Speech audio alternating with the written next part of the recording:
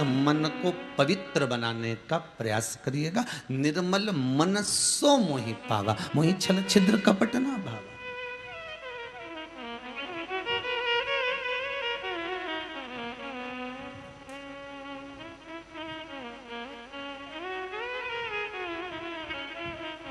महाराज, हृदय हमारा पिघल ना पाया, जब देखा कोई दुखियारा। चित्तवृत्ति में वो भाव नहीं आ पाया।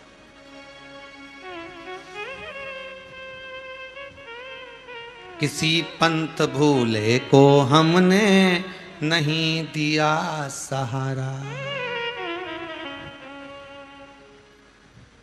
अब वो परमात्मा का मिलन, अब उसकी चित्तवृत्ति, अब उसका हृदय, अब उसकी निर्मलता। एक दिन विदुर जी की धर्मपत्नी पारसंवी छोटी सी अवस्था में, 9 वर्ष की अवस्था में अपनी माता से कहती है, माँ, जिस देव अधिदेव महादेव की आप पूजन करने मुझे लेकर जाती हो माँ, उस पूजन का फल क्या है? कई लोगों के मन में आता है, सीहोर वाले महाराज हमेशा कहते हैं ऐसी पूजन करो, ये ऐसा करो, जल ऐसे चढ़ा, उत्तर की ओर मुख कर कर शंकर जी का अभिषेक करना चाहिए, ये दिन भर। तो इसका फल क्या है? क्या फल होगा उसका?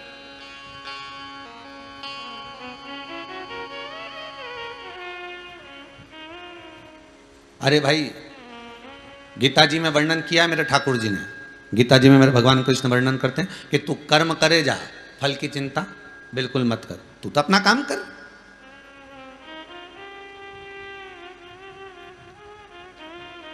फिर एक प्रश्न खड़ा हो जाता है, व्यक्ति को भाग्य का मिलता है कि कर्म का मिलता है?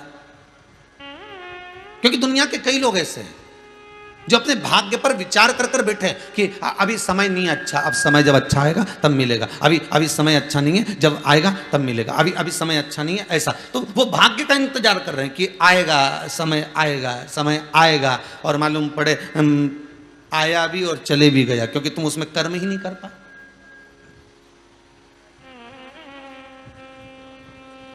और कई ऐसे भी हैं जो कर्म कर रहे हैं और भाग्य प्रबल ही नहीं हो पा रहा। रोज दुकान खोलता है पर भाग्य प्रबल ही नहीं होता है। प्रतिदिन दुकान खोला भी सही, व्यापार चलाया भी सही, पर कोई फल ही नहीं। भजन कितने व्यापार बदल कर भी देख लिया, फिर भी फायदा नहीं। कर्म तो कर रहा। फिर मन में आया कि कर्म का मिला कि भाग्य का मिला। सरल भाषा में समझना, बैंक के लॉकर में आप अपनी रकम रखने जाते हो, अंगूठी, चेन, मोबाइल, पर्स, जो भी कुछ बैंक के लॉकर में जो तुम्हारे पास में दौलत है, सत्ता है, वो तुम लॉकर में रखने जाते हो। उस बैंक के लॉकर के 2 चाबी होती है, एक मैनेजर के पास होगी, एक आपके पास होगी। मैनेजर अपनी चाबी को कितना भी घुमा ले, लॉकर खुलेगा क्या? नहीं। और आप चले जाओ अंदर और अपनी चाबी कितनी भी घुमा लो, लॉकर खुलेगा क्या? नहीं। मैनेजर भी चाबी घुमा कर देख ले तो लॉकर नहीं खुलने वाला, और आप भी अपनी चाबी घुमा कर देख लो तो लॉकर नहीं खुलने वाला। लॉकर कब खुलेगा? लॉकर किस समय खुलेगा? कि तुम अपनी चाबी तो घुमा रहे हो, पर मैनेजर आएगा, चाबी घुमा कर जाएगा और लॉकर एक क्षण में खुल जाएगा। उसी तरह शिव महापुराण की कथा कहती है कि कर्म करे जाओ, कर्म की चाबी को घुमाए जाओ, कर्म की चाबी को आप घुमाने में देरी मत करो, कर्म करे जाओ, कर्म करते जाओ, करते जाओ, करते जाओ, और परमात्मा के चरणों में विनती करते जाओ कि तू भाग्य की चाबी घुमाने जरूर आ जाना। और वो मैनेजर जब आएगा, अपनी चाबी घुमा कर जाएगा और लॉकर खुल जाएगा। कर्म आपको करना है, फल वो दे।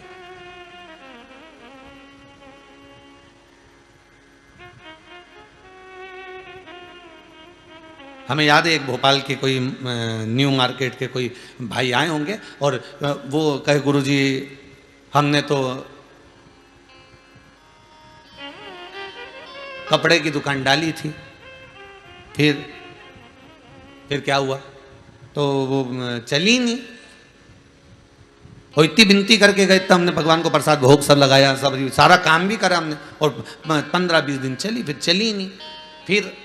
फिर हमने जो है वो दुकान बंद कर दी, फिर हमने दूसरी दुकान डाल ली। अच्छा, पर हम क्या करें गुरुजी, हमारा तो भाग्य बेकार है। 15-20 दिन तक तो अच्छी चलती है, उसके बाद नहीं रहती, तब अच्छी चलती है, उसके बाद में तो दुकान ठप हो जाती है।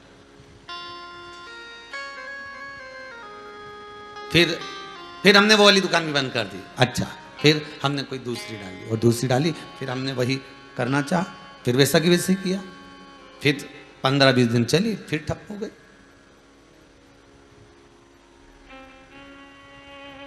कितना सुंदर प्रसंग है। एक गुरुजी ने अपने चेलों को कहा, ये लोटा लेकर जाओ, 50 फीट खड्डा खोदना, पीने का पानी लेकर आना, जाओ जरा। अब 2 चेले थे, दोनों गए।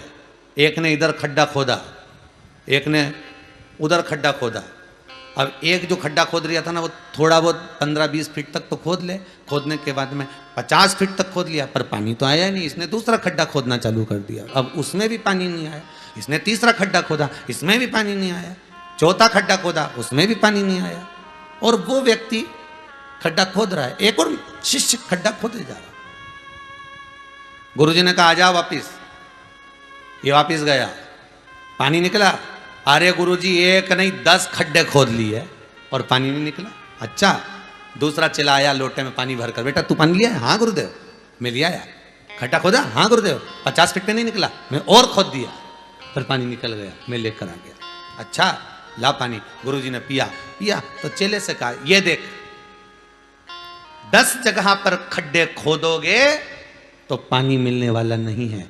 एक ही जगह दम से खोद ले, पानी निकलकर बाहर आ जाएगा। उसी तरह 10 जगह पर जाकर भटकोगे, 10 जगह पर जाकर माथा रगड़ोगे, 10 जगह पर जाकर विनती करोगे, 10 जगह पर जाकर प्रार्थना करोगे तो काम होने वाला नहीं है। बस एक जगह शंकर को ऐसा पकड़ ले, शिव का अनुमोदन, शिव का स्मरण ऐसा कर ले, और शंकर की भक्ति में एक बार इतनी तल्लीनता से डूब जा, इतना डूब जा कि अंतिम क्षण में वही शंकर तुझे दर्शन देने आ जाए, तो समझ कि तूने खड्डा खोदा। नहीं तो मालूम पड़े थोड़े दिन आए, अभी थोड़े दिन आएंगे तो गणेश जी को मना लो, थोड़े दिन शंकर जी को मना लो, थोड़े दिन देवी जी को मना लो, थोड़े दिन इनको मना लो, थोड़े दिन उनको मना लो, सारे देवी देवता को मना लिया। अब सारे देवता तो भैया खा पी के चले गए। उन्होंने कहा अपन तो मेहमान थे, अब इसके घर में एक देवता, अब गणेश जी आए तो मेहमान, देवी जी आई तो मेहमान, पितृदेव आए तो मेहमान, लक्ष्मी जी आई तो मेहमान। इस मृत्यु लोक में जितने आ रहे हैं सारे मेहमान है, पर मृत्यु लोक का एक देव है, वो देव अधिदेव महादेव है। बस उसको अगर पकड़ लिया होता, उसका स्मरण अगर हमने कर लिया होता, उसकी भक्ति में अगर हम डूब गए होते, इतना डूब गए होते, इतना नीचे चले गए होते कि एक दिन देव अधिदेव महादेव, मेरा शंकर, मेरा करुणा सागर, मेरा त्रिकालदर्शी, मेरा कैलाशी सम्मुख में आकर खड़ा हो जाता, बिल्कुल सामने आकर खड़ा हो जाता, एकदम सम्मुख।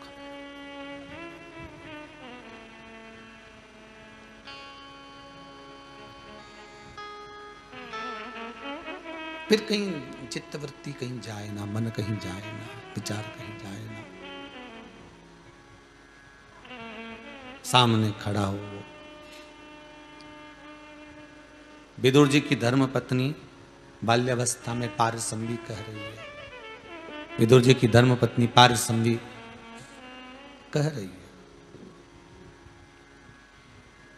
मां अगर हम पूजन करेंगे, इसके मां अगर हम पूजन करेंगे, और यदि हमने पूजन करी और पूजन करने का, शंकर जी के पूजन करेंगे तो इसका फल कब मिलेगा? मिलेगा कब?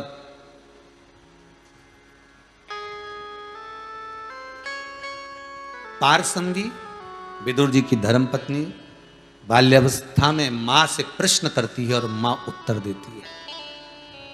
क्या उत्तर दिया मां ने? मां ने कहा, बेटा फल की कामना से किया गया कोई भी कार्य सफलता नहीं मानी गई, उसमें सफल नहीं माना गया।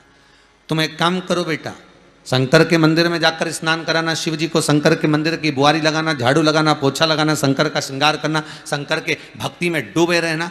शंकर कब फल देंगे ये मुझे मालूम नहीं, पर देगा जरूर, ये पक्का।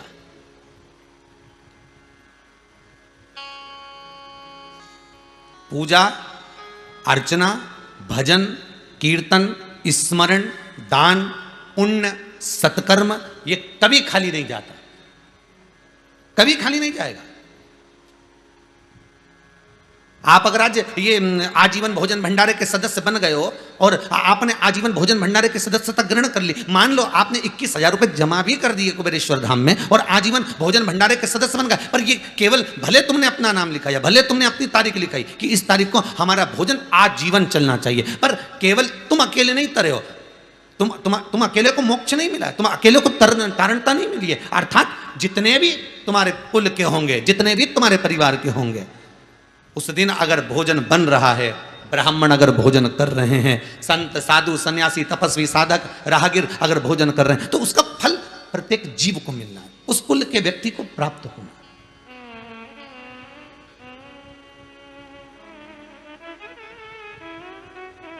प्रत्येक जीव। फल क्या है?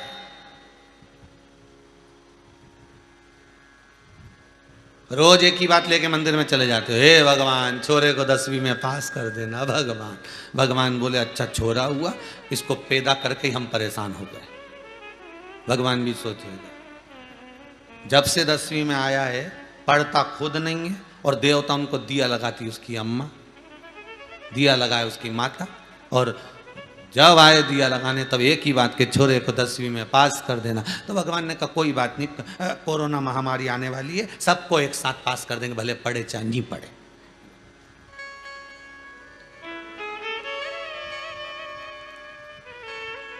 और ऐसी कोरोना महामारी आई, सारे स्कूलों में कह दिया गया कि रिजल्ट बना लो। तो टीचर बोले बनाए कैसे ये तो बता, तो कि पुराना रिजल्ट देख लो, जैसे जैसे थे वैसे वैसे बना दो, फालतू का टेंशन मिटा।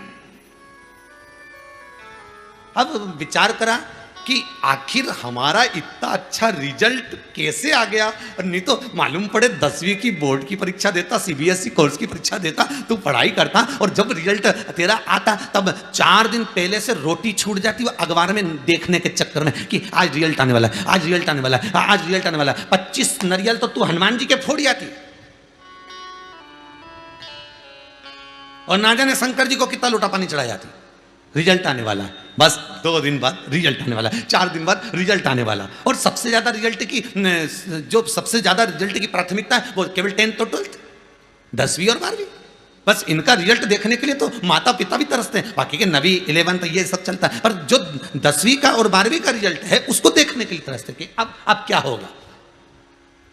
वो तो ना जाने कितनी माताओं ने दिया लगाया होगा शंकर जी के, ना जाने कितना लोटा पानी चढ़ाया होगा, और छोराओं ने जा जाके ना जाने छोरियों ने कितनी भगवान शंकर के मंदिर में झाड़ू पोछा करा होगा। तब शंकर भगवान ने कहा कोरोना महामारी आ गई, इन सबके निकाल दो, एक खेप का तो पास कर देंगे, इनके निकालो सब।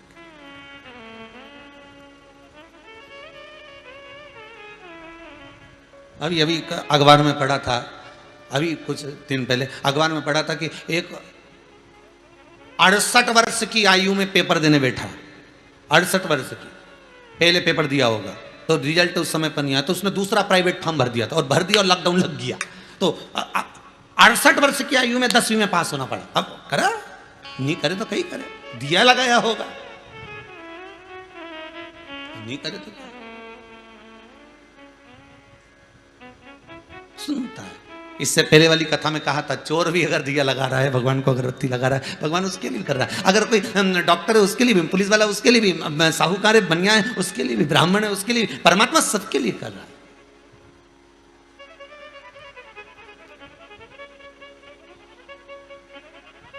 बड़ा है दयालु भोलेनाथ डमरू वाला, जिसके गले में विषधर काला, भोलेनाथ डमरू वाला।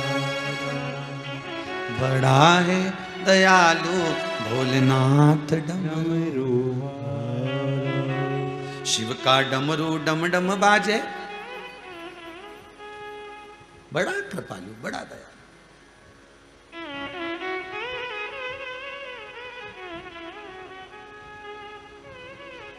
कितना दयालु है, कितना कृपालु है, उसकी कृपा की कोई आनंद की कोई सीमा ही नहीं है।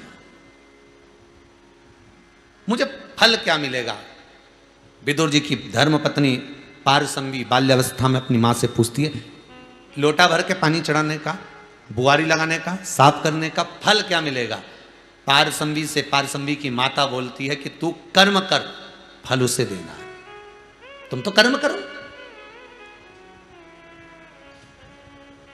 तेरे मंदिर में आना मेरा काम है, मेरी बिगड़ी बनाना तेरा काम है। मैंने मन को तो मंदिर बना ही लिया, मैंने मन को तो मंदिर बना ही लिया, उसमें मूरत बिठाना तेरा काम है। तेरी चौखट पर मैं आ तो गया, मुझे दर्शन दिखाना तेरा काम है। अब आगे मर्जी तेरी, आप तो उसके चौखट तक पहुंच जा, उसके दरवाजे तक पहुंच जा, और उसके द्वार तक जब तुम पहुंचोगे फिर मन उसका है, चित्तवृत्ति उसकी है।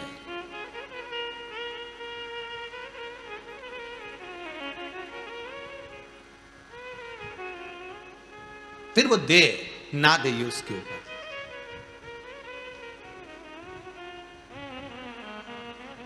एक दिन पारसंबी पूजन करते करते 12 वर्ष की हो गई। शंकर जी के मंदिर में आज पारसंबी पहुंचकर बुआरी लगा रही थी। आपको पहले भी कथा में कहा, शिव महापुराण में, लिंग पुराण में, स्कंद पुराण में, विष्णु पुराण में, पद्म पुराण में, अग्नि पुराण में, नर्मदा पुराण में, सारी पुराणों में एक चीज जरूर लिखी है कि मंदिर में जाकर आप बेलपत्री चढ़ाओ ना चढ़ाओ, मंदिर में जाकर आप जल चढ़ाओ ना चढ़ाओ, मंदिर में जाकर आप पूजन करो ना करो, मंदिर में जाकर दिया लगाओ ना लगाओ, मंदिर में जाकर अगरबत्ती लगाओ ना लगाओ। पर सारी पुराण एक बात जरूर कहती है कि मंदिर में जब जाओ तो मंदिर में कोई गंदगी पड़ी हो, मंदिर में पानी पड़ा हो, मंदिर में कचरा पड़ा हो तो उसको साफ जरूर कर देना। कहते हैं मंदिर भगवान की चौखट को जो साफ कर देता है उसके जीवन से ना जाने कितनी विघ्न और बाधा अपने आप साफ हो जाती है।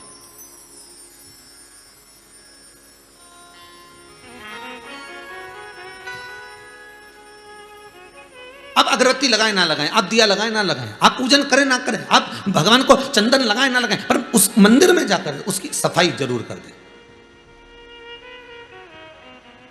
बहुत जरूरी है। और अभी से ज्यादा जरूरी है, सावन का महीना आएगा नहीं जब ज्यादा जरूरी है, क्योंकि माताएं सब फिरी रहती है सावन के महीने में। आई ने लोटा भरी लाई और पानी अलग गिरे तो सब पाँव उनका कीचड़ में, क्योंकि घर से चप्पल पहन के तो जाए नहीं, तो वो सब कीचड़ में भयंकर पाँव।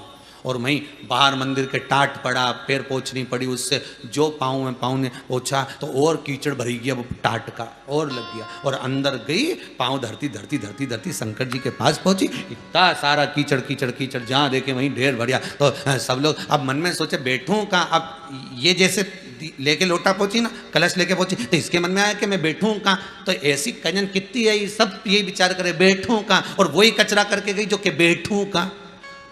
कचरा वही करी है जो बैठूं कहाँ। सब दूर पटक पटक के चली गई यहां से माता, और दह कीचड़ दह कीचड़।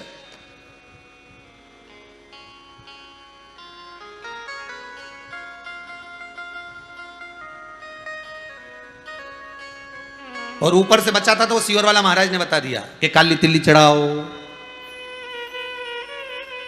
समी का पत्ता चढ़ाओ, और बचा था तो मूंग चढ़ाओ, और बचा था चावल चढ़ाओ। अब मैं इतना ढेर लगा, और जो जाए काली तिल्ली चढ़े तो दूसरा पानी भी चढ़ा जा ले यही, और मूंग चढ़े तो और पानी। तो सीवर वाला महाराज ने बोला जरूर है, पर इतना तो ध्यान रखो कि तिल्ली अगर चढ़ाई है तो उसके बाद उसको उठाकर एक कटोरे में अलग कर दो, पहले चढ़ा दो फिर उतार। तुम अपने ऊपर ले हो ना, शादी में जाती हो तो कितनी जोरदार तैयार होके जाती हो, है इतना सारा सामान चढ़ा के जाती कि नहीं जाती ऊपर, है कितना सारा सामान चढ़ा के जाने, ढेर सारा पोत पुता के ने बढ़िया जोरदार। तो जब तुम शादी ब्याह में जाओ, फंक्शन में जाओ तो इतना सामान चढ़ा के जाओ, तो तुम सोचो प्रदोष का दिन, सोमवार का दिन, शंकर भगवान का श्रृंगार का दिन, तो तुम चढ़ाओ मना नहीं, पर उतारो भी तो। अब घर आओ तो उतारो कि नहीं उतारो। और कहीं कहीं की तो इतनी समझदार है कि शादी में जैसे ही निपटे नहीं, पार्टी में से जैसी गाड़ी में बैठी वहीं से उतारना चालू कर दे, तो वहीं से। तो कहीं कहीं की समझदार भी रहे, ऐसा नहीं कि नहीं रहे, वो तो वहीं से चालू हो जाए। पति बोले भी सकनी बैठ जा, जरा अच्छे से बैठ जा, ये कहीं करी दे, हमारे तो बहुत घबराहट हुई थी, इतनी घबराहट हुई थी, इतनी घबराहट हुई थी, हमारे तो बस की नहीं, वो इतना परेशान हो गई, हमारे तो भगवान अब घर जाऊंगी ना नीम की उसमें डंडी डालूंगी। तो ऐसा पहन के काय को गई, क्यों गई? और ऊपर से वो हार पहन के कसा जोर तक, अब उसकी गुलाब जामुन नीचे नहीं उतरी, यहीं पड़ी गई, उतरे कहीं मतलब। भगवान बोला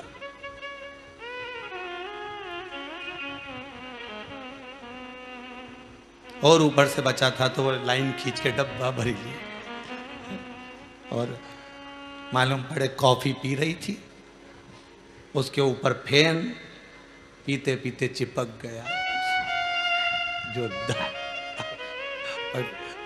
अब पहुंच सकती नहीं, क्योंकि चक्कर ये है कि इधर की इनंग पहुंच जाए तो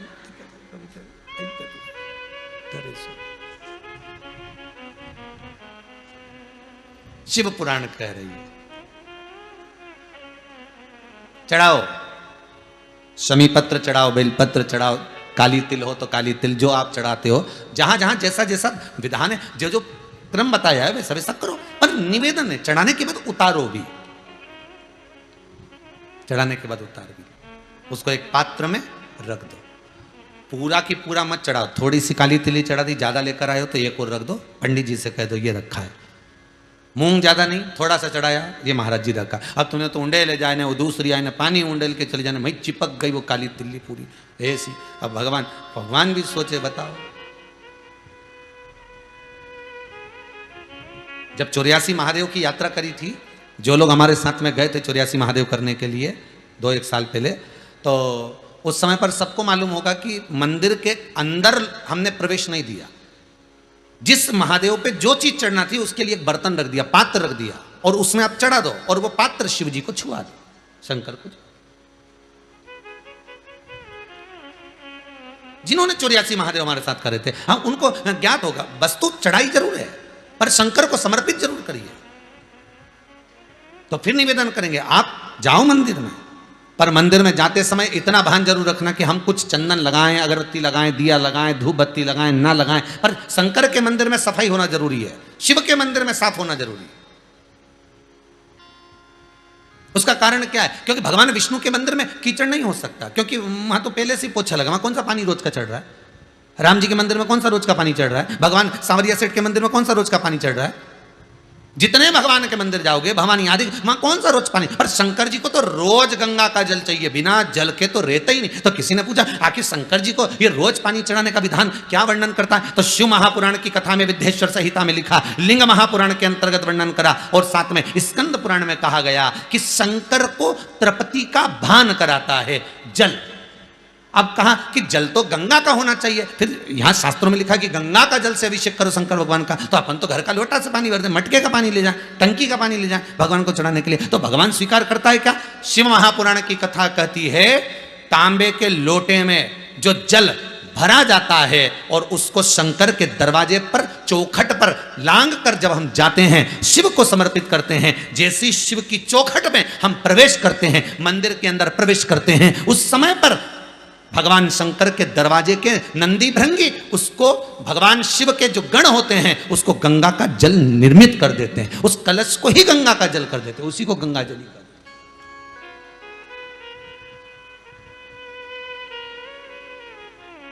कितनी बार कहा आपको, कई बार कथा में कहा कि घर से पानी लेकर जाओ, पर मंदिर के अंदर नल लगा है, वही बाल्टी रखी है, नल चालू करा, बाल्टी में से भरा, शंकर जी को चढ़ाया। अब यहां शिव पुराण क्या करे कि चौखट में से जब आप जल लेकर प्रवेश करोगे तो वो गंगा का जल बन जाएगा। अब देखिए जरा संवाद शिव महापुराण का चरित्र स्मरण करिए, चौखट में से शंकर के दरवाजे की चौखट में जब आप प्रवेश करें, भरा हुआ पात्र लेकर जल लेकर जब जाएं तो वो गंगा का जल बन गया। शंकर उसको आनंद से स्वीकार करता है, मेरा ओ घड़दानी, मेरा शंभो, उसको आनंद में स्वीकार करते हैं।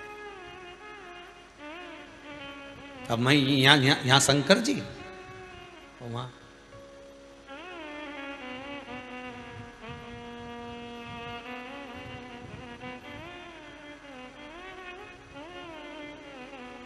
ये कुबेर भंडारी का जो मंदिर कुबेरेश्वर महादेव बन रहा है, तो कई ब्राह्मणों ने भी कहा, कई लोगों ने कहा एक काम करना गुरुजी, अंदर एक नल लगवा देना, तो लोग वहाँ से पानी भर लिया करें और भगवान शंकर के चढ़ा दिया करें। हमने कहा नल तो लगवाएंगे पर कुआं के पास लगवाएंगे, यहाँ से लोटा भर के ले जा, चढ़ा के लोटा ला के वापिस यहीं धर, पर मंदिर के अंदर नल नहीं लगवाएंगे। तुम्हारा क्या, तुम तो वहीं उंडेलती जाओ, ढोलती जाओ, उंडेलती जाओ, ढोलती। शंकर जी भी सोचे घर से तो फ्री होके आई है, वैसे भी सीहोर से 9 किलोमीटर दूर आई है, तो 9 लोटा तो चढ़ाएगी। शंकर जी को भी लगे कि ये फ्री होके तो आ गई। अब इतनी दूर कुबेरेश्वर धाम में सीहोर से 9-10 किलोमीटर दूर है, और ये बाईपास से इतना जंगल एरिया एकांत में अगर कोई व्यक्ति आएगा तो क्या 15 मिनट में घर चले जाएगा वापस? वो तो आया तो 2-4 घंटा तो रुकेगा, मंदिर भी दर्शन करे, जहाँ जाए भी नहीं आए भी, और मन में आएगा तो भोजन भी कर लूँ, अब कहीं घर जाऊँ नहीं बनाऊँ कहीं करूँ, तो उसने भोजन भी, तो उसने सोचा अब शंकर जी की अच्छी जोरदार नहा के जाऊँगी, चाहे कुछ भी हो जाए। अब वो तो लगेगी। और अगर नल यहाँ कुएं के पास होगा और कुबेर भंडारी वहां होगा, है, और इतनी दूर लोटा भरने बार बार आएगी क्या? भाई एक बार अंदर घुसी गई तो दूसरी बार बाहर निकले, एक बार अंदर चली जाए तो बाहर निकलने में टाइम तो वो तो सोचेगी कि अब अपन नहीं, अपने अंदर एक लोटा चढ़ा लिया, वही पड़ोसन को भी दे दिया, ले तू ही चढ़ा ले, तू ही चढ़ा ले, तो वहां से भर के लाना पड़े।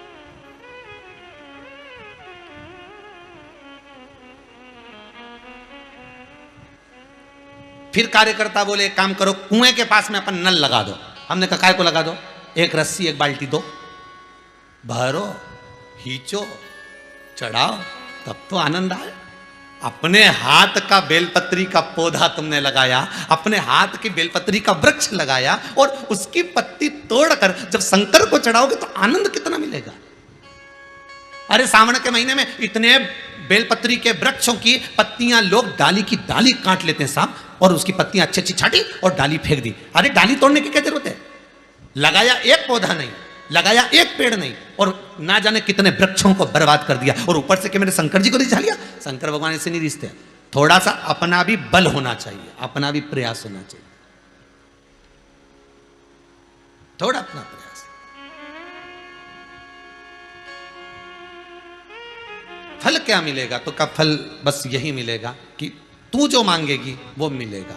अब बच्चों को तो समझा सकते ना ये कि ये हनुमान जी का मंदिर है, जो मांगोगे मिलेगा, ये राम जी का मंदिर है, जो मांगोगे मिलेगा, ये भोलेनाथ जी का मंदिर है, जो मांगोगे मिलेगा, ये शंकर जी का, ये राम जी का, ये कृष्ण जी का मंदिर है, जो मांगोगे मिलेगा। तो यहां पर पारसमवी विदुर जी की धर्म पत्नी जो 12 वर्ष की कन्या है, वो अपनी माता से पूछती इसका फल क्या मिलेगा? तो मां ने कहा दिया जो तू मांगेगी वो मिलेगा। तो पारसमवी ने एक शब्द कहा, मैं मांगूंगी वो मिलेगा, बिल्कुल मिलेगा, पक्का पक्का।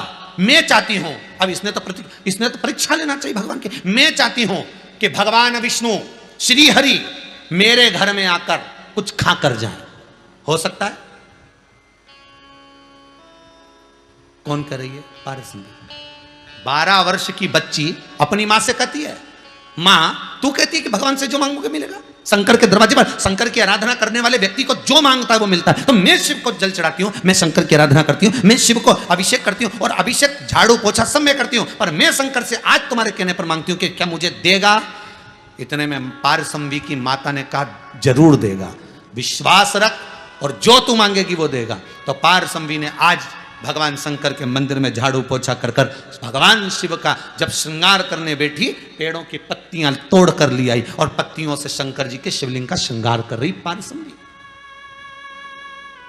विदुर जी की धर्म पत्नी जो 12 वर्ष की अवस्था में वो पारसमवी वो श्रृंगार कर रही, और श्रृंगार करते करते बाबा से कहती है मेरी एक तमन्ना है, वो भी मेरी मां ने कहा कि भगवान से जो मांगोगे मिलेगा, तो मेरी तमन्ना पूरी करना, मेरे दरवाजे पर मेरे घर में भगवान विष्णु मुख झूठा करने आए, ये मेरी आपसे विनती है। अब कई लोग कहे कि दुर्योधन के 56 भोग छोड़ दिए और विदुर जी के यहाँ क्या था ऐसा, क्यों गए, किस लिए गए? ये शंकर की आराधना करी थी इसलिए गए।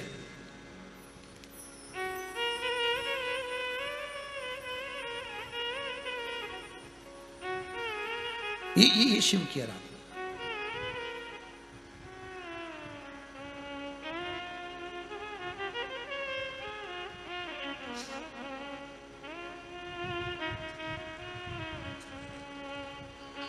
आज मेरे भोले का सारा जगत दीवाना है आज मेरे भोले का, सारा जगत दीवाना है आज मेरे भोले का, सारा जगत दीवाना है आज मेरे भोले का, संभो सारा जगत दीवाना है। ओ बिना मांगे मिले सब कुछ, बिना मांगे मिले सब कुछ, ऐसा अजब ठिकाना है बिना मांगे मिले सब कुछ, ऐसा अजब ठिकाना है आज मेरे भोले का। पूरा संपूर्ण विश्व, संपूर्ण जगत आज शंकर की कथा सुनकर विश्व शिवमय हो गया। आज मेरे भोले का सारा जगत दीवाना है आज मेरे भोले का, सारा जगत दीवाना है। ओ बिना मांगे मिले सब कुछ, बिना मांगे मिले सब कुछ, ऐसा अजब ठिकाना है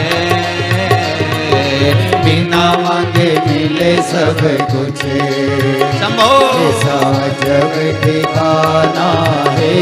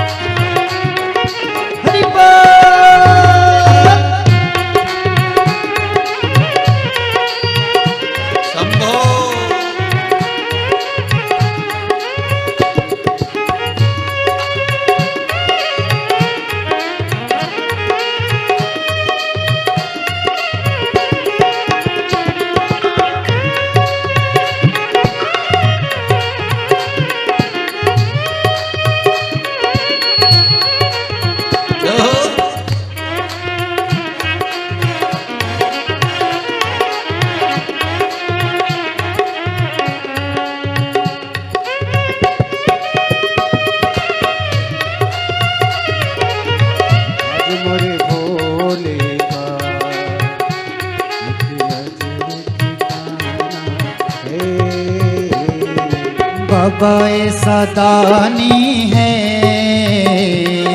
करता इनकार नहीं, भोला ऐसा दानी है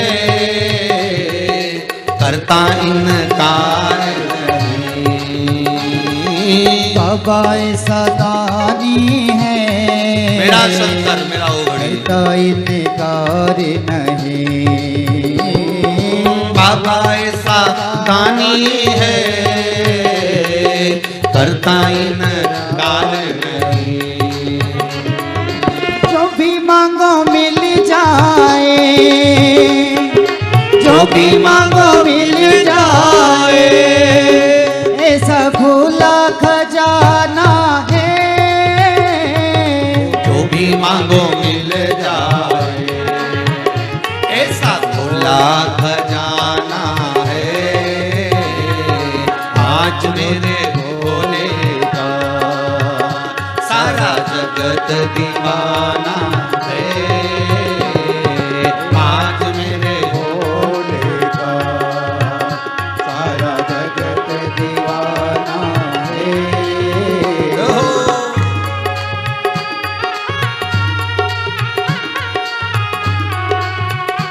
शंभो हे शंकर।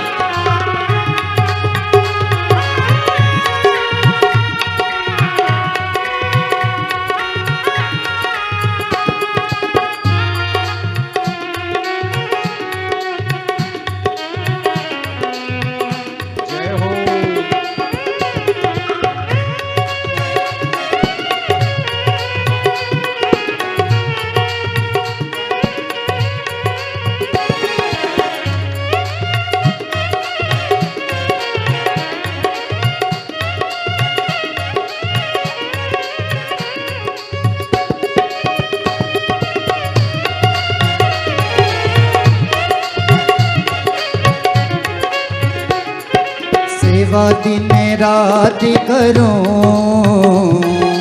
हर पल हर एक क्षण हो। सेवा दिन रात करूं, हर पल हर एक क्षण। सेवा दिन रात करूं, मेरे भोले हर पल हर एक क्षण हो। सेवा दिन रात करूं, हर पल हर एक क्षण। मैं भी तेरा बन जाऊं, मैं भी तेरा बन जाऊं, तुझे अपना बनाना है। मैं भी तेरा बन जाऊं, हे शंभू अपना बनाना है। आज मेरे भोले का सारा जगत दीवाना है। आज मेरे भोले का सारा जगत दीवाना है। बिना मांगे मिले सब कुछ, ऐसा जब ठिकाना है। वो बिना मांगे मिले सब कुछ, ऐसा जब ठिकाना है। बिना मांगे मिले सब कुछ, ऐसा जब ठिकाना है। बिना मांगे मिले सब कुछ, ऐसा जब ठिकाना है। बिना मांगे मिले सब कुछ, ऐसा जब ठिकाना है। शिव जैसा दानी कौन है? शंकर पारसंवी ने तो केवल माता के कहने पर यह विचार करा था कि शिव ऐसा दे सकते हैं क्या। अच्छा, कई लोग ऐसे होते हैं परीक्षा लेने का, भगवान की परीक्षा लेने का प्रयास करते हैं। क्या भगवान ऐसा कर सकते हैं?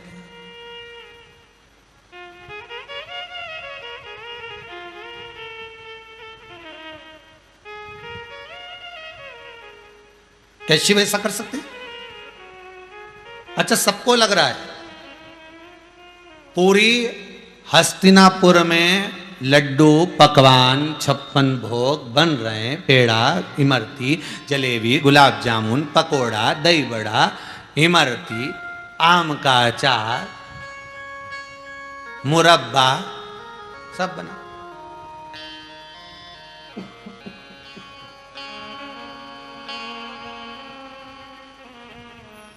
अब इतना सारा आइटम बना है, इतनी सारी सामग्री बनी है, तुम तो केवल सुन रहे हो तो मुंह में पानी आ रहा है। तो भगवान के लिए इतनी सारी सामग्री बनी होगी, कितना सारा पकवान बना, कितना।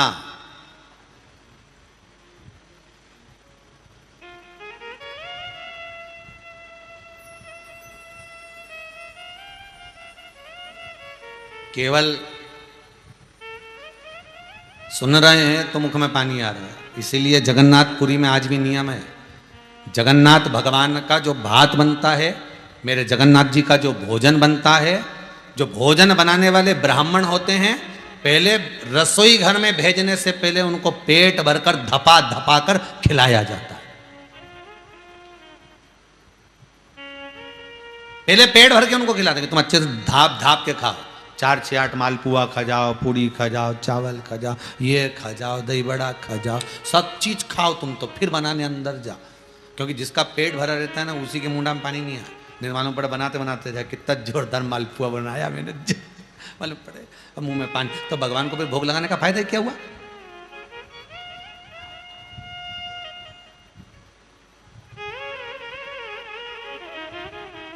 फिर वो भोग लगाने का आनंद क्या? अब पारसंबी ने तो केवल एक बात ही बात में कह दिया था, शंकर जी, भोलेनाथ जी, आपसे केवल इतना मांगना चाहती हूं, मैं केवल इतना सा मांगना चाहती हूं कि भगवान, अब ये तो परीक्षा ले रही ना कि क्या भगवान मेरे घर में आकर मुंह झूठा कर कर जाए। पर इसने ये नहीं बोला कि 56 भोग खाएं, कि लड्डू खाएं, कि पेड़ा खाएं। इसलिए भगवान भी चतुर थे, उन्होंने कहा तुमने बोला ही नहीं कि लड्डू खाना, इसलिए हम केले का छिलका खा रहे।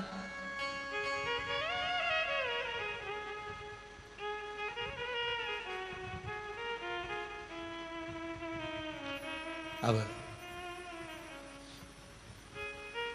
दुर्योधन ने बनवाए मेवा मिष्ठान भोजन पकवान ढेर सारे।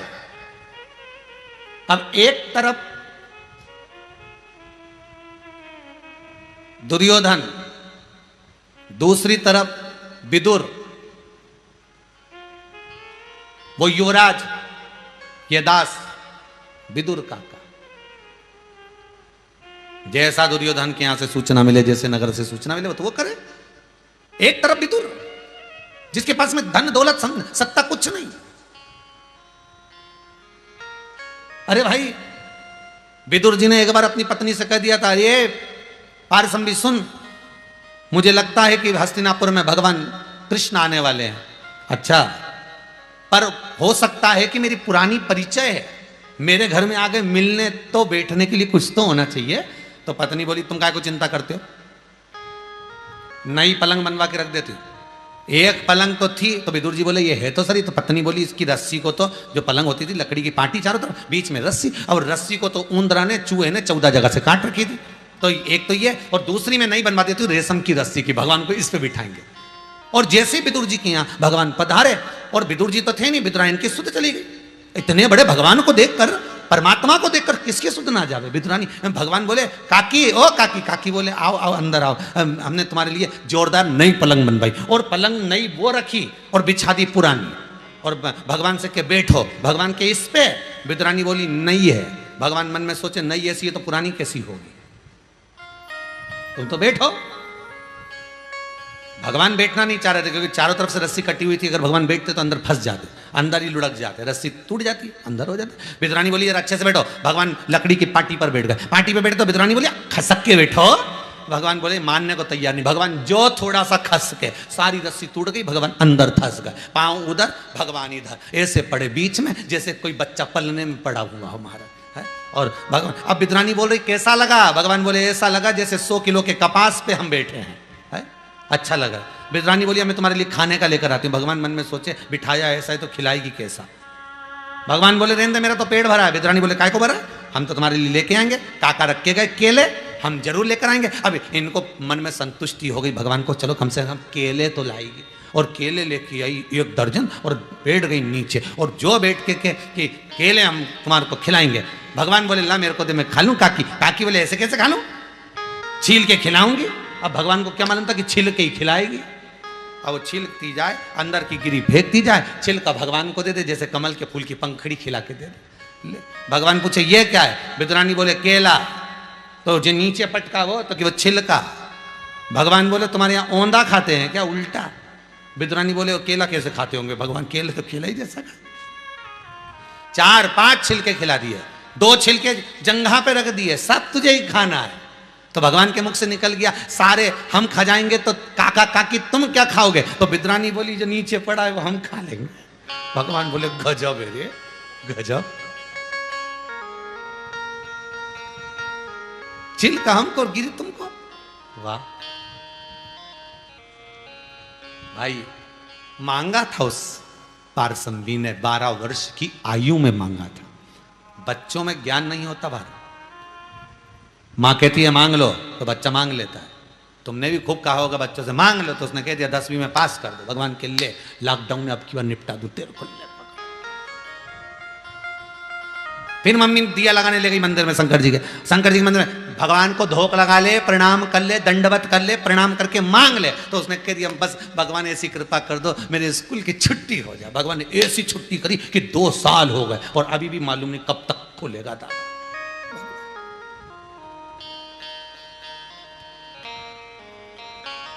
अब वो तो कहीं की ऐसी माता नहीं मिल रही जो बच्चों को शंकर जी के मंदिर में ले जाके खिलवा दे कि स्कूल खोल दो। अब जो नहीं,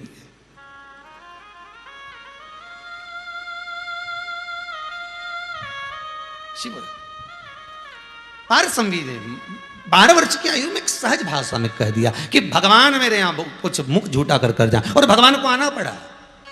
दुर्योधन के मेवा त्यागे, साग विदुर घर खाई,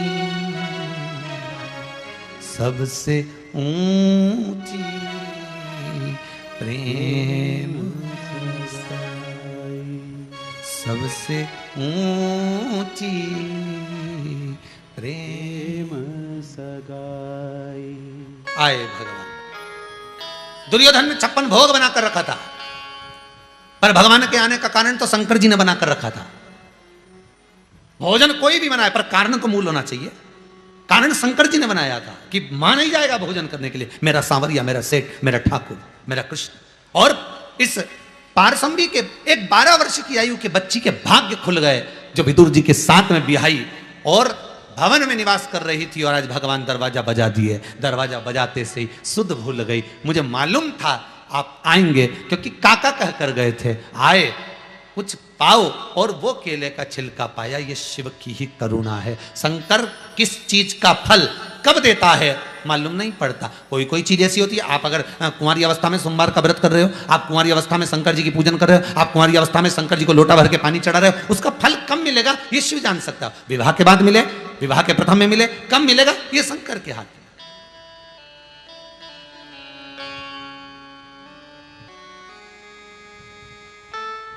ये शिव के हाथ। और इसी को कहते हैं, पहले मनुष्य खुद अपने आप से प्रेम करे तो भगवान से प्रेम तो अपने आप हो ही जाता है।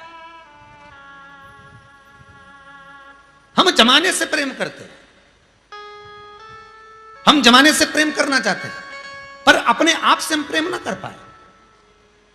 इस मन से, इस आत्मा से, इस चित्त से, इस वृत्ति से, भीतर बैठे हुए उस परमात्मा से हमने प्रेम ही ना करा। और जगत से हम प्रेम करें, भगवान कहां हो?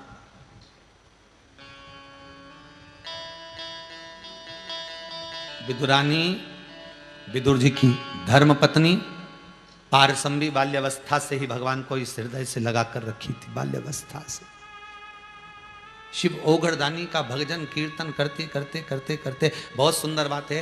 देखो रामचरितमानस में लिखा है कि राम जी महाराज किसका भजन करते हैं, किसका पूजन करते हैं। जम के बोलो जरा, जितने लोग आस्था पे कथा सुन रहे हो, जितने मोबाइल पर कथा सुन रहे हो, राम जी महाराज किसका पूजन करते हैं? शंकर जी का। भगवान कृष्ण किसका पूजन करते हैं? शंकर जी का। शंकर जी किसका पूजन करते हैं? राम और कृष्ण का। शंकर जी किसका पूजन करते हैं? भगवान विष्णु का। भगवान विष्णु किसका पूजन करते हैं? लक्ष्मी जी ने बार बार पूछा भगवान विष्णु से, आप किसका ध्यान करते हो? तो भगवान विष्णु कहते हैं शिव का। शंकर, भगवान विष्णु शिव का ध्यान कर रहे हैं, शिव भगवान विष्णु का ध्यान कर रहे हैं। ये शिव महापुराण की कथा कहती है, जो शंकर का भजन करता है, शंकर का अनुमोदन करता है, शंकर का स्मरण करता है, उसको भगवान विष्णु का दर्शन शीघ्र हो जाता है, राम और कृष्ण का दर्शन शीघ्र हो जाता है। और जो राम और कृष्ण का भजन करते हैं, जो कई लोग कहते हैं हम रामानुज संप्रदाय के, कोई कहता हम पुष्टि मार्ग के, कोई कहता हम ये मार्ग के, हम इनको नहीं भजते। तुम भले राम भजो, तुम भले कृष्ण भजो, पर आखिरी में शंकर तुम्हें मिलेगा, क्योंकि राम और कृष्ण के भजन करने वाले को शिव मिलता है और शंकर के भजन करने वाले को राम और कृष्ण मिलता है।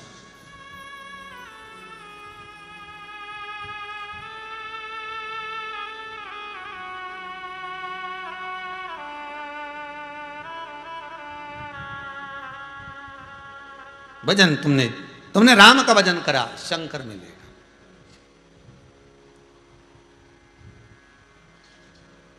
तुमने कृष्ण का भजन करा, शंकर मिलेगा। बस करो भजन, शिव मिलेगा।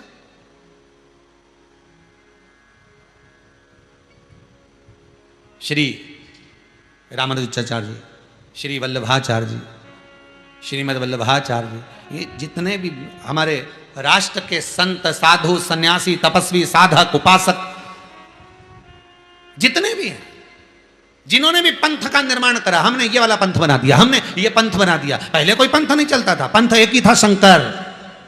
कोई प्रतिमा नहीं चलती थी, केवल शिवलिंग। अलग अलग जो पंथ बने, तो इन पंथों को बनाने वाले जो आचार्य हैं, जब वो भी प्राणों को त्यागने का समय आया तो उन्होंने पूछ लिया भगवान से, हमें प्राण कहां त्यागना चाहिए? तो उन्होंने कह दिया काशी चले जाओ। काशी जाओ, अभिमुक्त नगरी है काशी, मोक्ष नगरी है काशी। बड़े बड़े संत, साधु, सन्यासी, तपस्वी, साधक, उपासक, बड़े बड़े महंत, साधक, ये सब अगर प्राणों को त्यागने भी जाना चाहते हैं तो काशी चले जाओ। वहां जाओ जहां शिव का वास है।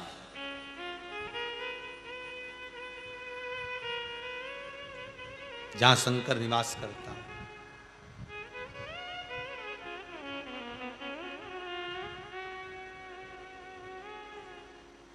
अरे काशी की नगरी में भोला बसत है,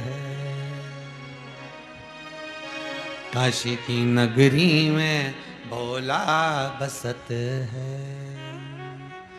वो तो डमरू की धुन के भैरागी बन आयो महादेव बैरागी, बन आयो महादेव बैरागी, बन आयो महादेव बैरागी। काशी की रज में शिवजी बसत है, काशी की रज में शिवजी बसत है। वो तो भांग धतूरो के भैरागी बन आयो महादेव बैरागी। बहुत सुंदर आनंद है।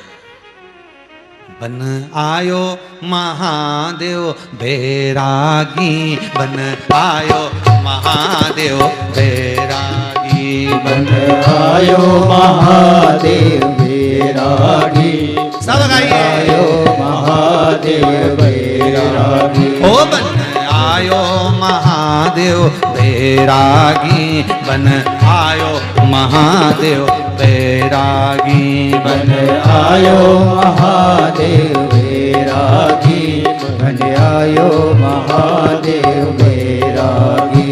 अरे लड्डू और पेड़ा इन्हें नहीं भावे, लड्डू में पेड़ा इन्हें नहीं भावे, ओ लड्डू और पेड़ा इन्हें नहीं भावे, लड्डू में पेड़ा इन्हें नहीं भावे। अरे भांग धतूरा को भयो रागी बन आयो महादेव बैरागी। वो तो भांग धतूरा को बैरागी बन आयो बैरागी, ओ बन आयो महादेव बैरागी, बन आयो महादेव बैरागी, बन आयो महादेव बैरागी, बन आयो महादेव बैरागी। जय हो।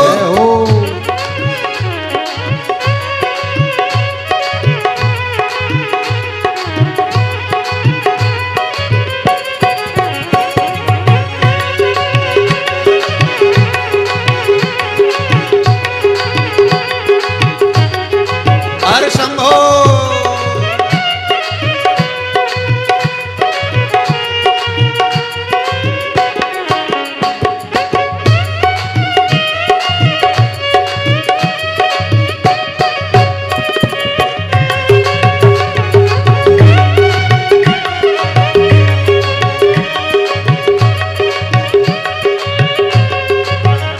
अरे काशी की रज में शंभू बसत है, काशी की रज में शंभू बसत है, ओ काशी की रज में शंभू बसत है, काशी की रज में शंभू बसत है। अरे गंगा के जल के भैरागी बन आयो महादेव बैरागी। वो तो गंगा के जल में भैरागी बन आयो महादेव बैरागी, ओ बन आयो महादेव बैरागी, बन आयो महादेव बैरागी, बन आयो महादेव बैरागी, बन आयो महादेव बैरागी। भगवान शंकर की एक काशी की रज का एक एक कण कण शंकर का स्वरूप है, स्वयं शिव है, स्वयं शंकर हो गड़ी त्रिकालदर्शी कैलाशी अविनाशी शिव है, स्वयं शंकर, दूसरा कौन?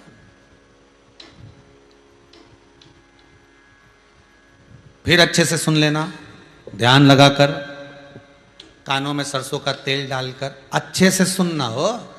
शंकर का भजन करोगे तो कौन मिलेगा? जम के बोलो जरा, राम और कृष्ण की शरणागति मिलेगी। और राम और कृष्ण का भजन करोगे तो कौन मिलेगा? अब जम के बोलो जरा, शंकर भगवान मिलेंगे।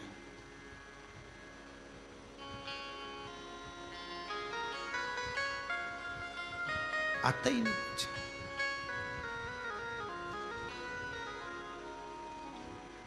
रामचरितमानस में लिखा, जो शिव विहीन है, शंकर से जो दूर है, रामचरितमानस कहती है उसको राम कभी नहीं मिल सकते।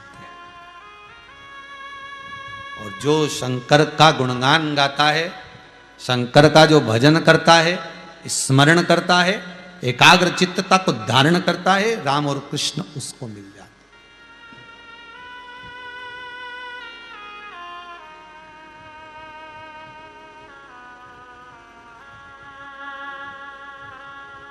मिलेगा,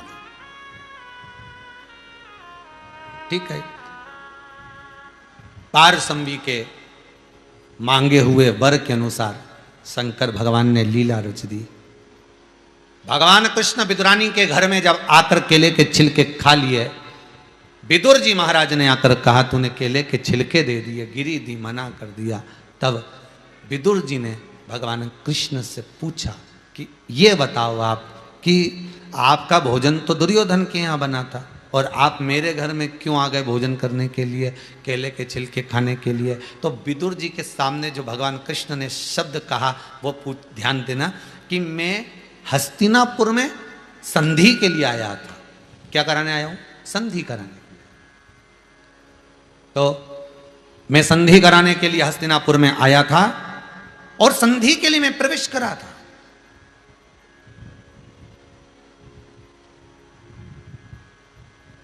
कृष्ण कहते हैं मेरे रथ को मैं ले जा रहा था दुर्योधन के यहां, पर ये रथ लेकर आ गए मुझे विदुर जी के यहां। ये कोई रथ चलाने वाला दूसरा नहीं था।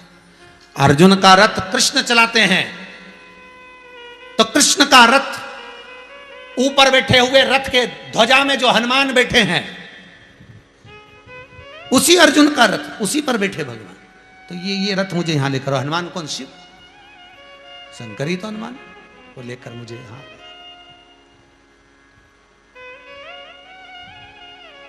बस यही कथा, यही शिव महापुराण, इसी का मनन चिंतन करना। ब्रह्मा जी की चित्तवृत्ति में, ब्रह्मदेव के मन में भी यह भाव नहीं आया। ब्रह्मा जी ने कई बार परीक्षा लेना चाहिए। जैसे आज ये पारसंवी विदुर जी की धर्म पत्नी 12 वर्ष की आयु में अपनी माता के सामने शिव जी की परीक्षा लेती है, ब्रह्मा जी ने भी परीक्षा ली भगवान शंकर की। भगवान विष्णु से पूछा तुम्हारा पिता कौन है, और भगवान विष्णु ने कह दिया शिव मेरे पिता हैं। एक पर्वत को घुमाया, उससे अग्नि का खंभ प्रकट हो गया और कहा यह शिवलिंग है, यही शंकर, यही औघड़दानी। तो इनके चरण का, सिर का परीक्षा ले रहे हैं भगवान ब्रह्मा। और भगवान ब्रह्मा से, ब्रह्मदेव ने भगवान विष्णु से कहा आप भी जाकर देखो कि इनके चरण कहां पर हैं, आप चरण ढूंढो, मैं सिर ढूंढता हूं। और भगवान विष्णु चरण ढूंढने के लिए गए और भगवान ब्रह्मा सिर ढूंढने के लिए गए और ढूंढ ढूंढ कर थक गए, पर नहीं मिला। ब्रह्मा जी को भगवान शंकर मिल जाते, ब्रह्मा जी को भगवान शंकर का मस्तक मिल जाता, पर क्यों नहीं मिला? शिव महापुराण की कथा कहती है क्योंकि ब्रह्मा के मन में यह अहंकार आ गया था कि मैं शंकर भगवान का सिर ढूंढ कर बताऊंगा। जिस व्यक्ति के मन में अहंकार आ जाता है उसको नष्ट होने में देरी नहीं लगती।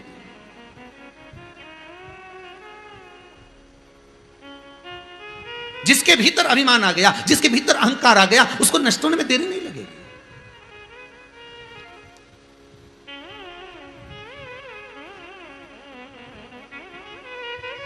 भगवान विष्णु का सिर कटा क्या? नहीं। शिव महापुराण में आता है ब्रह्मा जी ऊपर जाते गए केतकी का फूल लेकर आए, गौ माता को साथ लेकर आए और झूठ बोलते हुए फिर भी असत्य बोल रहे हैं ब्रह्मदेव, असत्य। और केतकी के फूल से भी कह दिया तू नीचे चलकर बोल देना कि ब्रह्मा जी को सिर मिल गया। गौ माता से भी कह दिया नीचे चलकर कह देना भगवान विष्णु के सामने कि शीश मिल गया। ब्रह्मा तो झूठ बोल रहा है, साथ में दो और झूठ बोलने वाले इकट्ठे करके लेके आए। परमात्मा के आगे, गुरुजन के आगे, माता पिता के आगे क्या झूठ बोलोगे? क्या झूठ? सत्य को प्रमाण की जरूरत नहीं पड़ती, पर असत्य को प्रमाण चाहिए। चंडीगढ़ में एक बार जब कथा हुई थी तो एक बात कही थी, आप लोगों को ध्यान में होगा कि अदालत में गीता पर हाथ रखाने की जगह स्कूलों में गीता पढ़ाना प्रारंभ कर ली जाए तो बच्चों को अदालत में गीता पर हाथ रखने की जरूरत नहीं पड़ेगी। गीता जब हमारे भीतर पहुंच जाएगी, गीता जब इस आत्मा तक पहुंच जाएगी, तो फिर वो बच्चा कभी गलत काम नहीं कर सकता। पर जगत की रीत बड़ी विचित्र है, ये गीता पढ़ाते नहीं है, ये गीता पर हाथ रखकर कसम खिलवाते हैं।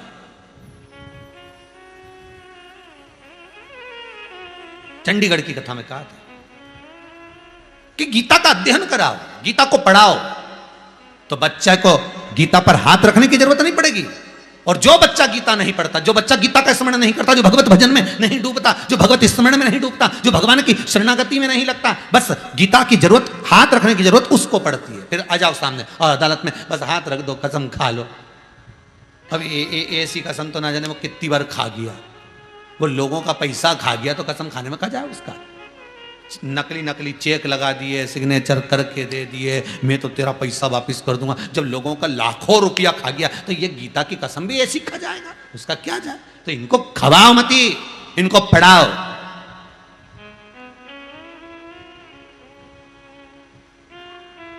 इनको पढ़ाने की जरूरत है, खिलाने की जरूरत नहीं।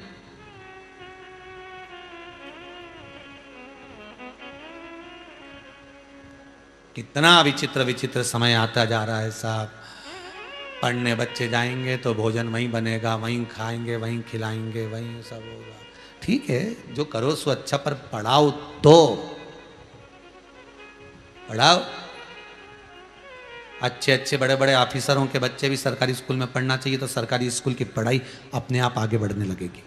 प्राइवेट स्कूल पीछे छूट जाएंगे। जब अच्छे अच्छे मिनिस्टर आदि के ऑफिसरों के बच्चे जब सरकारी स्कूल में पढ़ेंगे और बड़े बड़े मिनिस्टर, बड़े बड़े ऑफिसर बार बार टॉर्चर करेंगे, बच्चे अब पढ़ रहा है मेरा सरकारी स्कूल में, अच्छा पढ़ाना। पर बड़े बड़े ऑफिसर, बड़े बड़े मिनिस्टर अपने अपने बच्चों को तो प्राइवेट स्कूल में पढ़ाते और आशा रखते हैं कि सरकारी स्कूल का रिजल्ट अच्छा है,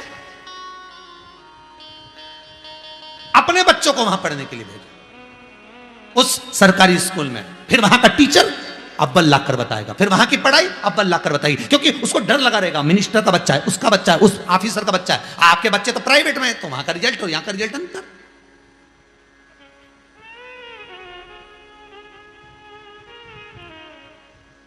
अरे भाई,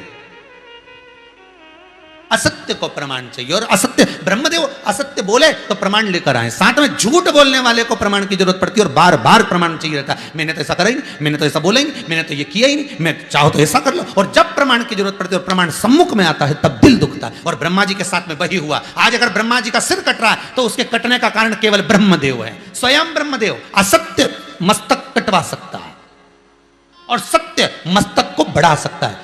भगवान विष्णु ने एक बार सत्य कहा कि मुझे भगवान शंकर का चरण नहीं मिला। भगवान शंकर ने कह दिया, आज से तुम्हारा नाम सत्यनारायण होगा। स्कंद पुराण में लिखा है सत्यनारायण भगवान की कथा, जो आप ये पूर्णिमा के दिन करते हो, ये स्कंद पुराण में से निकली है। स्कंद पुराण में से सत्यनारायण भगवान की कथा निकल गई, क्योंकि तुमने सत्य बोला। कई लोग प्रश्न खड़ा करते हैं, महाराज जी ये बताओ, सत्यनारायण जी की कथा में लिखा हुआ है कि ब्राह्मण ने सत्यनारायण जी की कथा कराई और उसका ये हुआ। बोले सही है कि गलत है? पहला अध्याय। दूसरे में फिर उसने वो गया लक्कड़हारा, उसने सत्यनारायण जी की कथा सुनी और सत्यनारायण जी की कथा सुनी, प्रसाद लिया, घर आया, लकड़ी बेचने गया। बोले सही है कि नहीं? ऐसी है नहीं? हाँ, तो लकड़ी बेच के आया तो उसको अच्छा दुगना दाम मिला, उसने फिर सत्यनारायण जी की कथा कराई। फिर तीसरा अध्याय आ गया, उन्हें सत्यनारायण जी की कथा करी और लीलावती कलावती का संवाद आया। फिर चौथे में भी लीलावती कलावती का संवाद आया, वो का पति पानी में डूबने लगा, भगवान सत्यनारायण की कथा करवाई। फिर पांचवें में राजा गया, सत्यनारायण जी की कथा का प्रसाद नहीं लिया तो सत्यनारायण भगवान ने रुष्ट हो गए। अब यह समझ में नहीं आई ये पूरे 5 अध्याय में सत्यनारायण की कथा कौन सी थी।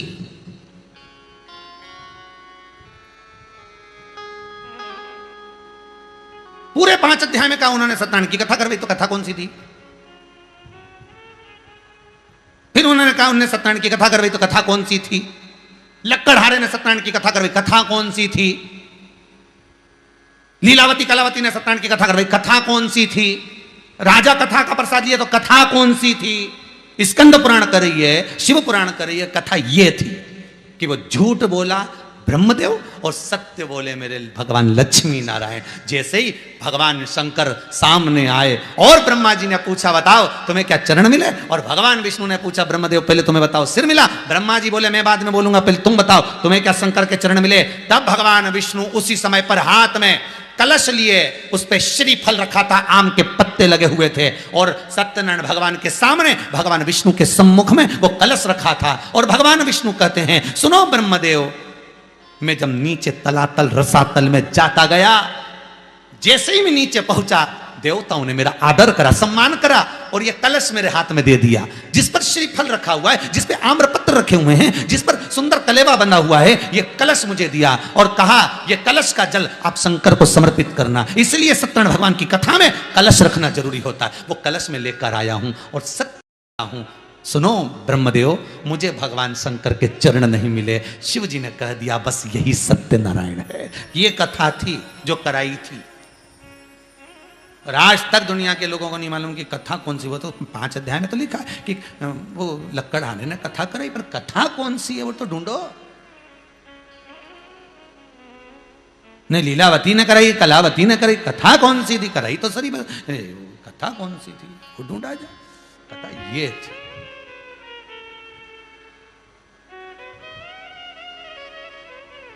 हम नहीं ढूंढ पाए, ढूंढ रहे। असत्य को प्रमाण चाहिए था, सत्य को नहीं। इसलिए भगवान विष्णु कोई प्रमाण लेकर नहीं आए, पर ब्रह्मदेव प्रमाण लेकर आ रहे हैं, ब्रह्मा जी प्रमाण लेकर आ रहे हैं। चलो केतकी के पुष्प तुम कह देना, चलो गौ माता तुम कह देना, प्रमाण लेकर चलो। क्यों साहब, एक बार सत्य बोल देते तो कुछ जाता। इसीलिए लोग मरने के बाद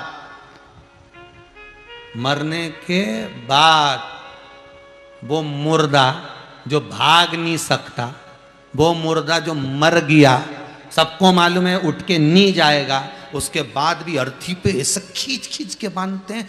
अर्थी बांधने वाले भी स्पेशलिस्ट होते हैं। खींचो और जम के खींचो, उधर से खींचो, हम इधर से खींचो, खींचो। अरे भैया मर गया, नहीं भागेगा, क्यों खींच खींच के बांध रहे हो? तो दूसरा बोला भग गया तो भगवान को तो कुर्सी भरना है, दूसरे को ले गया तो, इसलिए इसी को अच्छे से ले चलो, बांध कर ले जा, बांध कर ले जा। और क्या चिल्लाते चिल्लाते जा रहा है? राम नाम सत्य है। यही दुनिया के लोगों को ये माइक के द्वारा, आस्था चैनल के द्वारा, फेसबुक यूट्यूब के द्वारा इतना चिल्ला के बोल रहे रे सत्य बोल लो रे, अभी भी मौका है। दिवाली मिलने जाओ तो हैप्पी दिवाली बोलो ही मत, तुम तो डायरेक्ट बोलो राम नाम सत्य। मौसा जी ने, मौसा जी तो सोफा से नीचे, मौसा जी तो सोफा के नीचे, तुम तो बिल्कुल सत्य बोलो। तो मौसा जी बोले कहते मेरा बुरा चाहता है? नहीं, हम बुरा नहीं चाहे, मरने के बाद बोलेंगे राम नाम सत्य। तो तुम सत्य कब बोलोगे? इसलिए हमने आज ही कह दिया कि दुकान पे जाओ तो सत्य बोल लेना। इसलिए मौसा जी राम नाम सत्य। जैसे ही नाना जी के यहाँ जाओ, नाना जी तुमसे के छोरा कैसा? बस नाना जी राम नाम सत्य। नाना जी बोले बताओ ये, ए छोरी इधर, ए गुड़िया इधर आ। गुड़िया बोले हाँ, बच्चे को क्या सिखाया? मेरे से कह रही राम नाम सत्य।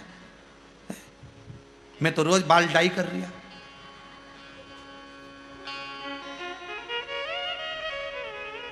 मैं तो खुद भगवान को धोखा दे रहा हूं कि पहचान में नहीं आऊं। भगवान को मालूम है इसके बाल सफेद हो गए, इसलिए मैं काला कर लेता हूं, पहचान में नहीं आऊं। इतना सारा मुंडा ही मुंडा, ऊपर से तो केवल खोपड़िया ही दिखेगी, नहीं अपन तो दिखे तो एक जैसा काला ही काला दिखेगी, नहीं पहचान में ही नहीं आएगा। वो तो पहचान में जब आए कि आधा ढोला ने आधा काला दिखे तो पहचान में आ जाए कि ये भेरू है। अपन तो ये जैसे ही थोड़ा ही धोला हुआ नहीं,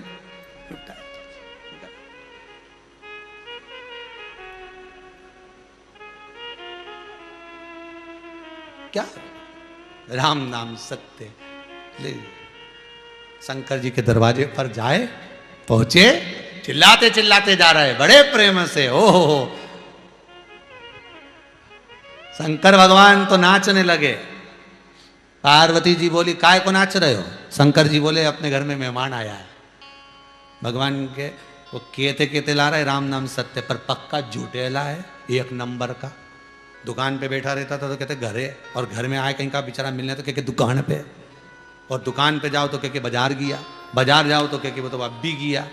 इतना झूठेला आदमी कहीं संसार में मिलेगा? ये क्या तो नरक मिलेगा। शंकर भगवान बोले अपन को इससे मतलब नहीं, अपन तो वो राम नाम सत्य बोल के आ रहे नहीं, उसके चक्कर में नाच रहा है कि भले मर गया पर इत्तों के मुंह से राम राम तो खिलवा गया। भले मर गया पर जो तोक के ला रहा है कंधे पर, सब राम का नाम लेते लेते तो आ रहा है। बस यही जीवन की सत्यता है, उसको आपको अपनाना पड़ेगा कि जीवन की सत्यता सत्य में, जीवन की सत्यता सत्यता के भाव में, झूठ का।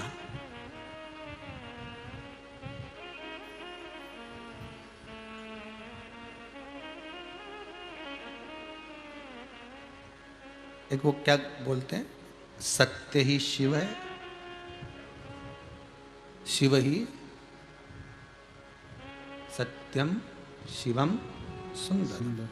ये मस्तक पे 3 रेखा, सत्यम शिवम सुंदरम। आज के ज़माने में लोगों ने सत्य को मिटा दिया, शिव को मिटा दिया, सुंदर बनने के लिए एक घिस के लगा लिया। तो हम तो सुंदर दिखना चाहिए, ना तुम्हें सत्य से मतलब ना शिव से मतलब, अपन तो सुंदर दिखे तो बात। तो तिलक भी आज के ज़माने में वो लगाते हैं कि अपने ऊपर कौन सा तिलक खुले, अपने ऊपर कौन सा तिलक खुले, वो तिलक होना चाहिए।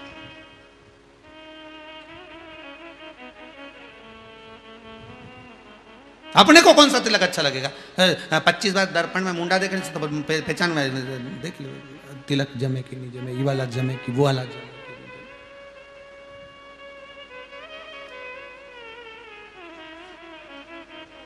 बस वही सत्यम शिवम सुंदरम, सत्यम शिवम सुंदरम, सत्यम शिवम सुंदरम।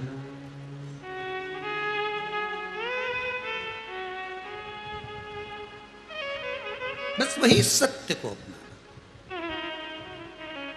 आज आप लोगों को बड़ी खुशी होना चाहिए, जितने लोग टीवी पे कथा सुन रहे हो, सबको खुशी होना चाहिए कि स्कंद पुराण का एक चरित्र आपको मिल गया। सत्यनारायण भगवान की कथा कौन सी थी ये मालूम पड़ गया।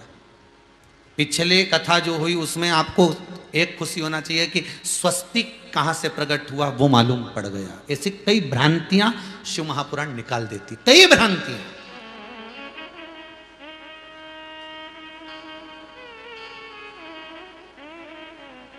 हमारे भीतर की भ्रांतियां निकल जाए तो शिव कथा। सत्यनारायण भगवान सत्य बोल दिए, और जैसे ही सत्य बोले चारों तरफ देवलोक में दुंदुभियां बजने लगी, आकाश मार्ग में चारों तरफ आनंद समाहित होने लगा।